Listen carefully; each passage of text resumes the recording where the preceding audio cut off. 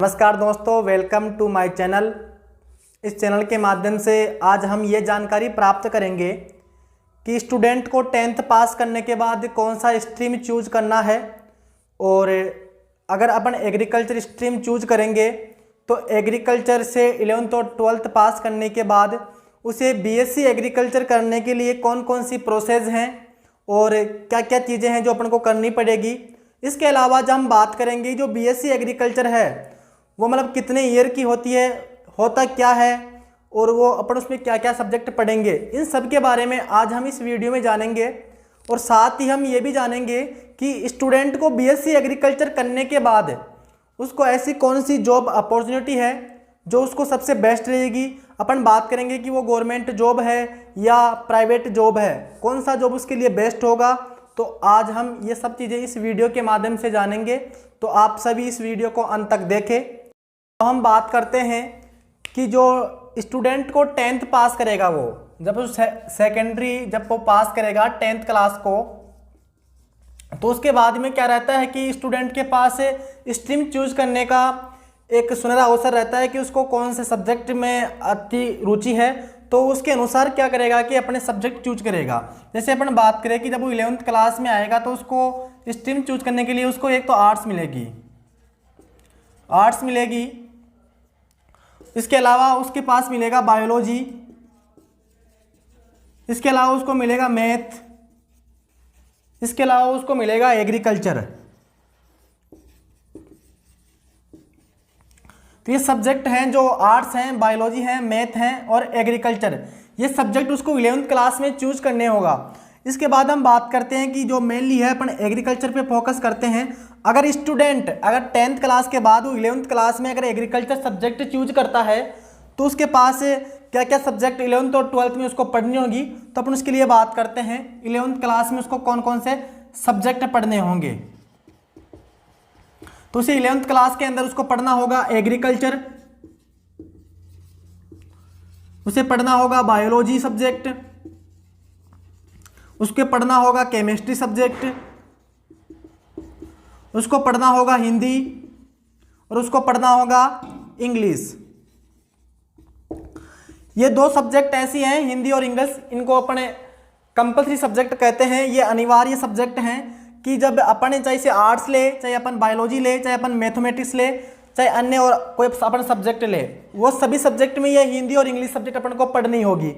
इसके अलावा हम बात करते हैं कि 11th क्लास में ये पढ़ने के बाद उसको 12th क्लास में क्या क्या सब्जेक्ट पढ़ने होंगे। अपन बात करते हैं 12th क्लास में, 12th क्लास में उसको कौन कौन से सब्जेक्ट पढ़ने होंगे। तो अपन बात करते हैं कि उसको 12th क्लास में एग्रीकल्चर पढ़ना होगा, उसको बायोलॉजी पढ़ना होगा, उसको केमिस्ट्री पढ़ना होगा और उसको हिंदी और इंग्लिश पढ़ना होगा, हिंदी और इंग्लिश पढ़ना होगा। लेकिन अपन बात करते हैं कि जो 11th क्लास में जो अपन बायोलॉजी पढ़ रहे थे और केमिस्ट्री पढ़ रहे थे, वो 12th क्लास में जाने के बाद अपने पास जो प्योर बायोलॉजी थी वो नहीं रहती है, और जो अपने पास प्योर केमिस्ट्री थी 11th क्लास में वो 12th क्लास में नहीं रहती है। उनके लिए अपन को एग्रीकल्चर केमिस्ट्री पढ़नी होगी और एग्रीकल्चर बायोलॉजी पढ़नी होगी। ये अपने 12th क्लास तक के सब्जेक्ट हो गए कि अपन को एग्रीकल्चर स्ट्रीम लेने के बाद 11th में ये पढ़ना होगा, 12th में ये पढ़ना होगा।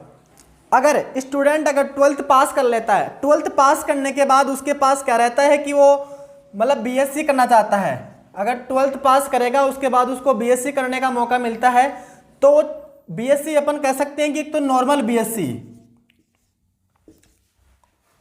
एक तो नॉर्मल बीएससी हो गई और एक अपनी एग्रीकल्चर बीएससी हो गई, एग्रीकल्चर बीएससी। अब इनमें से उसको चूज करना है कि अपन को एग्रीकल्चर बीएससी करना है या नॉर्मल बीएससी करना है। अगर एग्रीकल्चर उसको बीएससी करना है तो उसको कौन कौन सी प्रोसेस हैं इसके बारे में हम जानेंगे। अब एग्रीकल्चर बीएससी करेगा तो उसको 12th क्लास के अंदर जब वो एग्रीकल्चर लेना उसके पास ज़रूरी है, या फिर उसके 12th क्लास के अंदर उसके पास बायोलॉजी सब्जेक्ट ज़रूरी है, या उसके पास 10th क्लास में, 11th क्लास में और 12th क्लास में उसके पास मैथ्स ज़रूरी है। अगर ये तीनों सब्जेक्ट से अगर वो 11th और 12th क्लास पास कर चुका है तो वो बीएससी एग्रीकल्चर कर सकता है, वो आराम से एडमिशन ले सकता है। तो अपन बात करते हैं कि बीएससी में वो एडमिशन किस हिसाब से लेगा, बीएससी में एडमिशन किस हिसाब से लेगा, मतलब उसकी क्या प्रोसेस है। तो बीएससी में एडमिशन लेने के लिए उसको अपने राजस्थान के अंदर एक अपना टेस्ट लगता है, उसका नाम है जेईटी, जेट के नाम से एक टेस्ट लगता है, जॉइंट इंटरेस्ट टेस्ट लगता है। ये अपने राजस्थान की जो स्टूडेंट है केवल उन्हीं के लिए अलाउ होगा। अपन बात करें कि जो अदर स्टेट के जो लोग हैं या इंडिया लेवल पे जो इसका एग्रीकल्चर का टेस्ट है जिससे बीएससी होती है, तो उसका अपन बात करते हैं कि इंडिया लेवल पे होता है, इंडिया लेवल पे आईसीएआर का टेस्ट होता है। जो आईसीएआर है, इंडियन काउंसिलिंग एग्रीकल्चर रिसर्च, ये इंस्टीट्यूट अपने नई दिल्ली में है और ये संस्था क्या करती है कि हर साल क्या करती है, अपने इंडिया लेवल पे बीएससी एग्रीकल्चर के लिए एक एग्जाम कंडक्ट करवाती है। फिर कट ऑफ के अनुसार जो भी अपना इंडिया लेवल पे जो भी एग्रीकल्चर के जो बढ़िया बढ़िया इंस्टीट्यूट हैं उनमें उनको एडमिशन मिल जाता है। अपन मेनली बात करेंगे जो राजस्थान की जो स्टूडेंट हैं वो मेनली अपन क्या करते हैं कि राजस्थान में जेट का एग्जाम सर्वाधिक देते हैं। तो जेट का जो एग्जाम है, अपन बात करेंगे कि जो जेट का एग्जाम है वो राजस्थान कंडक्ट करवाता है। और राजस्थान की भी मेनली जो 5 टॉप यूनिवर्सिटी है राजस्थान के अंदर एग्रीकल्चर की, जैसे अपन बात करें कि एक तो अपने पास है महाराणा प्रताप एग्रीकल्चर यूनिवर्सिटी है। एक इसके अलावा अपन बात करें अपने स्वामी केशवानंद है, स्वामी केशवानंद है। इसके अलावा अपन बात करें अपने पास श्री करण नरेंद्र है, श्री करण नरेंद्र है, श्री करण नरेंद्र। इसके अलावा अपन बात करें अपने पास जोधपुर है और अपने पास कोटा है। ये अपने पास 5 यूनिवर्सिटी है जो राजस्थान के अंदर जेट का टेस्ट हर साल कंडक्ट करवाती है। अब इसके अलावा हम बात करेंगे कि जो अपने राजस्थान की जो टॉप 5 यूनिवर्सिटी थी वो हर साल क्या करती है कि जेट का एग्जाम कंडक्ट करवाती है। इसके अलावा अपन बात करेंगे कि जो एग्जाम जो कंडक्ट करवाती है वो जो अलग अलग रैंक के अनुसार जो अपनी ये थी कॉलेज है वो अपन को मिल जाती है। इसके अलावा हम बात करेंगे कि अपना एडमिशन बीएससी एग्रीकल्चर में हो गया, तो बीएससी एग्रीकल्चर होता क्या है, बीएससी एग्रीकल्चर क्या है, इसके बारे में हम जानेंगे कि बीएससी एग्रीकल्चर है क्या। ये अपना क्वेश्चन है। तो अपन बात करते हैं कि जो बीएससी एग्रीकल्चर है वो एक प्रकार का 4 साल का ड्यूरेशन डिग्री प्रोग्राम है जो 4 साल के अंदर कंप्लीट होता है। 4 ईयर डिग्री प्रोग्राम है। इसको करने के लिए अपन को 4 साल पढ़ना पड़ेगा। जो 4 साल में अपन बात करें कि 4 साल में प्रत्येक साल में अपने पास 2 सेमेस्टर पढ़ने होते हैं। जो 4th ईयर का जो डिग्री प्रोग्राम है, कोर्स है बीएससी एग्रीकल्चर का, वो टोटल मिला के 8 सेमेस्टर में होता है कंप्लीट। ये कह सकते हैं कि 4 साल में होता है या 8 सेमेस्टर में कंप्लीट होता है। और प्रत्येक ईयर में क्या होता है कि 2 सेमेस्टर अपन को पढ़ने पड़ते हैं। प्रत्येक ईयर में अपन को 2 सेमेस्टर पढ़ने होते हैं। और हर 6 महीने में, हर 6 मंथ में अपना क्या होता है कि 1 सेमेस्टर का एग्जाम कंडक्ट करवाती है। अलग अलग यूनिवर्सिटी अपने स्तर पे अलग अलग प्रकार से कंडक्ट करवाती है। तो अपन कह सकते हैं कि 4 साल में उसको 8 सेमेस्टर पढ़ना होगा, प्रत्येक ईयर में उसके 2 सेमेस्टर पढ़ना होगा। इसके अलावा अपन बात करें कि उसको प्रत्येक 6 महीने में 1 सेमेस्टर का एग्जाम देना होगा। अब अपन बात करते हैं कि जो अपन ने 4 साल डिग्री जो अपन ने कोर्स किया उसको प्रत्येक सेमेस्टर में, प्रत्येक ईयर के प्रत्येक सेमेस्टर में उसको कम से कम लगभग 10 सब्जेक्ट पढ़ने होंगे। उसको लगभग 10 सब्जेक्ट पढ़ने होंगे। तो इस हिसाब से अपने पास 8 सेमेस्टर हो गए। तो 8 सेमेस्टर में लगभग उसको 80 सब्जेक्ट उसको पढ़ने होंगे, रीड करने होंगे 80 सब्जेक्ट। उसके अलावा प्रत्येक जो 10 सब्जेक्ट है उसके साथ साथ में प्रत्येक सेमेस्टर में एग्जाम के बाद, एग्जाम से पहले उसके 10 प्रैक्टिकल सब्जेक्ट होते हैं।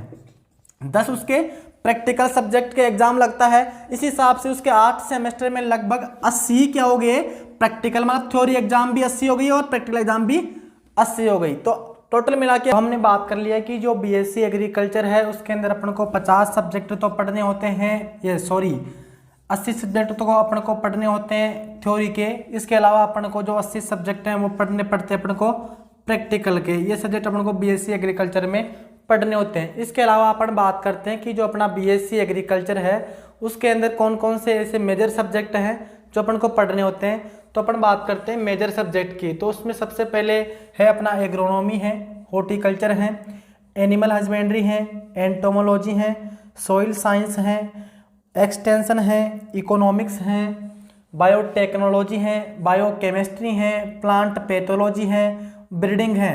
तो अपने पास ये 15 सब्जेक्ट हैं जो बीएससी एग्रीकल्चर में मेजर सब्जेक्ट है, इनको अपन को पढ़ना पड़ता है।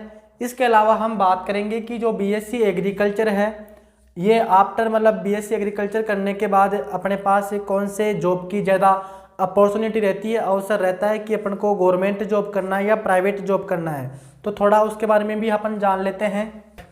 तो अपन जानते हैं कि जो बीएससी एग्रीकल्चर है, बीएससी एग्रीकल्चर के बाद अपन को क्या करना है। तो अपन सबसे पहले बात करते हैं कि बीएससी एग्रीकल्चर के पास अपने पास 2 प्रकार के अपॉर्चुनिटी रहती है, 2 प्रकार के जॉब की।